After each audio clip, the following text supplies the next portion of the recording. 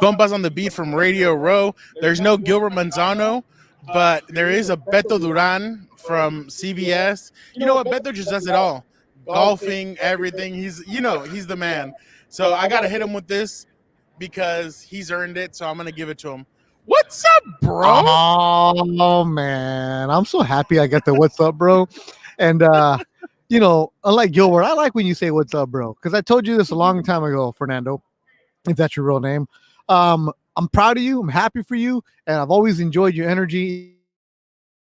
Why you didn't talk to anybody because you thought you were too good. Back in the day when the Chargers first moved, and you're like, "Ooh, I don't want to say nothing to anybody." When I tell you, closed mouths don't get fed, fool. Closed mouths don't get fed. But no, what's up, bro? I like the what's up, bro. No, I mean, I was one of the. To see you.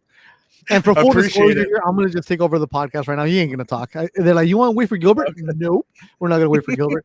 No, but I'm happy to see Compas on the beat on Radio Row at the Super Bowl in LA. And I told you this when you guys started your podcast a year and a half ago. You're not Charger reporters. You're not NFL reporters. You guys are a brand. You guys are special. You can build on something. And Compas on the beat doing it, man. And I'm like that proud, salty Theo that just drinks a lot of Budweiser. Red cans, of course. Like, just going to start yelling, "I know those fools. I told them." That's going to be me right there. I'm really happy for you guys. I appreciate it, man. Yeah, no, definitely being here is awesome. It's different just because, I mean, you see the atmosphere, you see the different celebrities that are here, the different media people that are here. It's honestly awesome, but I wasn't stuck up. It's just that I was nervous introducing myself to people. I didn't know all these years later, why are you still defending yourself to me? No, I'm messing with you. I'm messing with you. No, I know. But I had heard LA media is tough. No, we're not. We're a bunch of sorry soft fools. Now that I've met people, I'm like, oh, what was I like nervous about? Like, everybody's super chill, they're relaxed, they're laid back. So I've made some really good friends. No. So LA media is soft. Everybody thinks they're very important. They're not. But I get it because I was you once, the young guy showing up, and you're like, oh, I don't want to say too much. Then after a couple weeks after that, I realized, I forget these people. They ain't nobody. Like, we're doing the same damn job. Why I gotta be scared of them? So that's why I introduced myself to everybody, and that's what I told you years ago. But you were just a quiet kid showing up, and it was a weird transition time because the Chargers had just moved to LA. So you only talked to the San Diego people, and I'm like, okay, I don't know what his job is. And I was doing pre and post at the time for the Raiders, Chargers radio. And it was like, okay, what are we doing here? Who is this guy? And I'm like, all right, you know what? I know who he is. Let me keep an eye on him from a distance. And I'm like, if he's legit, I'll take care with him. I'll mess with him. And if he's not, then I'll be like, hey, how you doing? Wish you the best. If I ever tell you wish you the best, oh, bro, that's a vaya con Dios, which we don't mean. That's you effed up, bro. No. It's not you effed up. It's just more. No, I know. It's more like, there aren't many Latinos in the media, in the English side. And I told you the other day how in the NFL side, it's you, Gilbert, Paul Gutierrez from ESPN, who covers the Raiders, and as far as beat writers, and I couldn't think of anybody else. And it was like crazy, and it's sad. But you guys keep doing what you're doing, and keep knocking doors down, man. How you doing, bro? I'm good, bro. I'm just here chilling, getting in the sights of Radio Row. But you're saying that, and that is important. I mean, growing up, I didn't know if I could do this. I didn't know if I could become a beat writer and do all the stuff that I'm doing now. But now to be able to do some of this stuff is awesome just because, I mean, growing up, like I said, I didn't have all that many people that I could look up to. You're reading Jay Posner. Is that his name, Posner? Yeah. You're reading him and... Well, actually, Jim Trotter, too. He was in San Diego? Yeah. I didn't know he was from San Diego. Yeah. He's Sports Illustrated, Jim Trotter. He was so close with Really? Junior Seau. Yeah. Oh, I knew Potter. I mean, Trotter was a Sports Illustrated guy. That's how I knew him. Yeah. Awesome writer. But he's a San Diego guy. Oh, okay.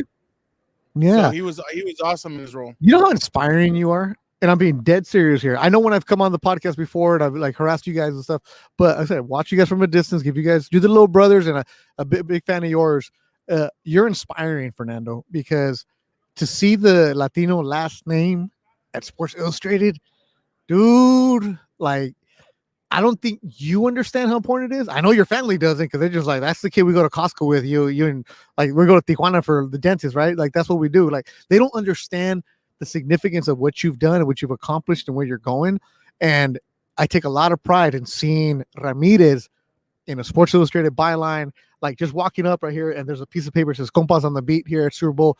You're knocking down doors, you're knocking down barriers, and some that I helped knock down, and some that Paul knocked down, and it's just we always wanted to be included, and it was always we don't want to be known for being the Mexican reporter. It's like, dude, I'm just a badass reporter. How about you give me credit for that? I'm a hell of a writer. I'm a video editor because when I met you, you were walking around with a little camera and everything. You were doing a bunch of other stuff. You're a multi-platform with everybody else, and to see where you're at and where you're growing, you know that there's like little kids in elementary right now who are like, hey, I want to be like him, because if you don't see it, you don't know it exists, and you don't know it's possible, and you're leading by example. That's fantastic.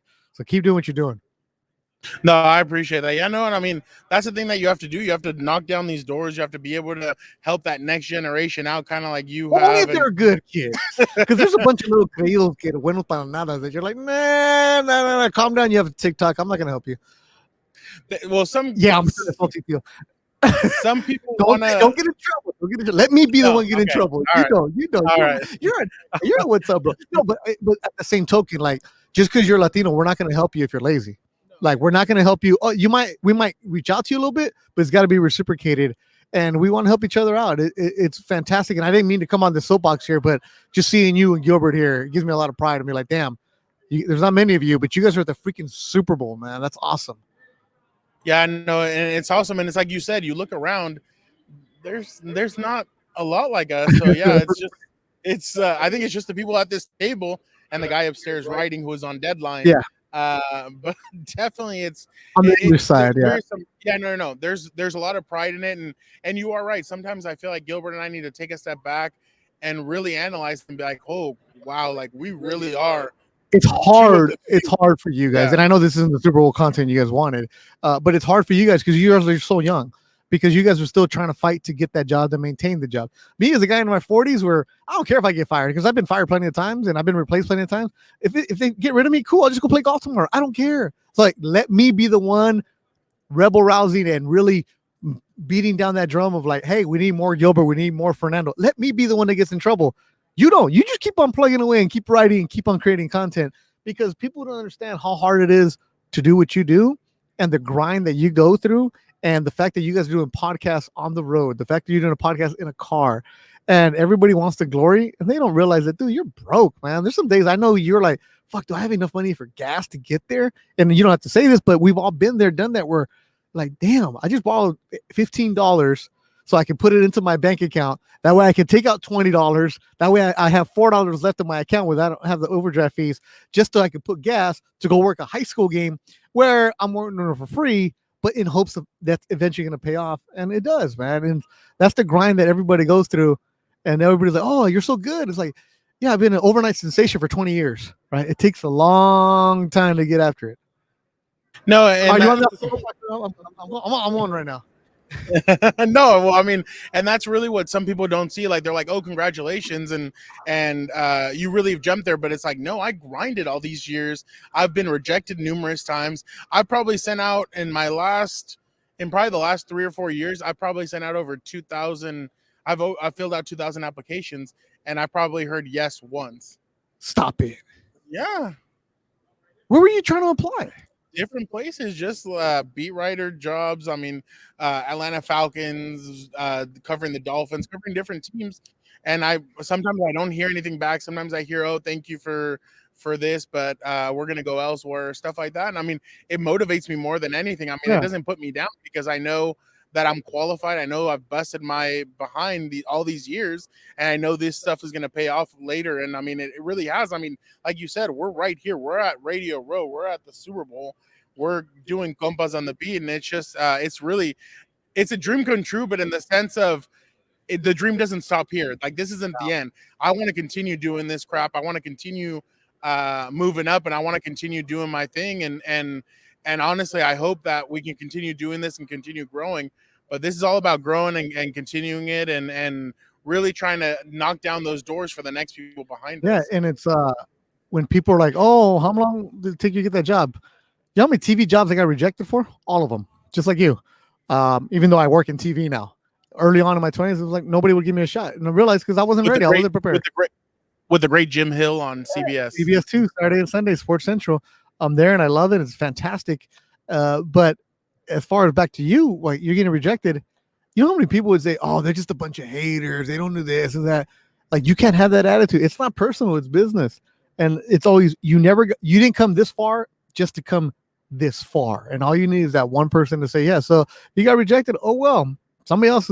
Eventually, somebody's gonna say yes, and you keep on plugging away. And a lot of people, when I talk to college kids, I always tell them, you're gonna get rejected so much in your 20s, and if you think it's personal, just quit now.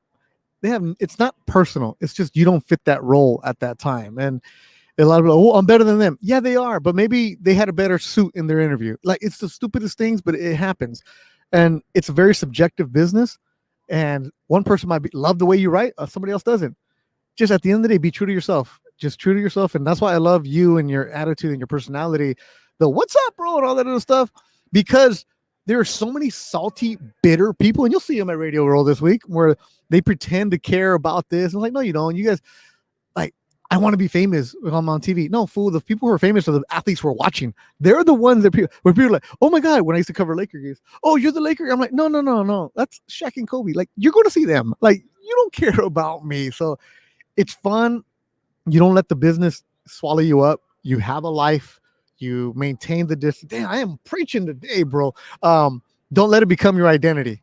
And that's what you can do that's best for you. And that's why I check in on you guys all the time. And there's some kids that I reached out to. I'm like, hey, man, do this, do that. And they're like, yeah, I got it. I'm like, all right, cool. Pues, tú dale, mijo. Go ahead. And then a couple years later, it's like, oh, what are you doing now? Oh, I'm a substitute teacher. Nothing against that. But it's, oh, this boss didn't like me here. This boss didn't like me there. Oh, I didn't get this shot. No, it's fool because you didn't work your ass off. Like, instead of being the guy who's editing at midnight, you were the one who was at the bar instead of doing the extra work. And it's like, what do you want to do? Nothing against the bar. No. And this is the thing too, is that we can all make excuses all we want. We have a back pocket full of excuses. We can find excuses. But you know anywhere. what? No, we can't.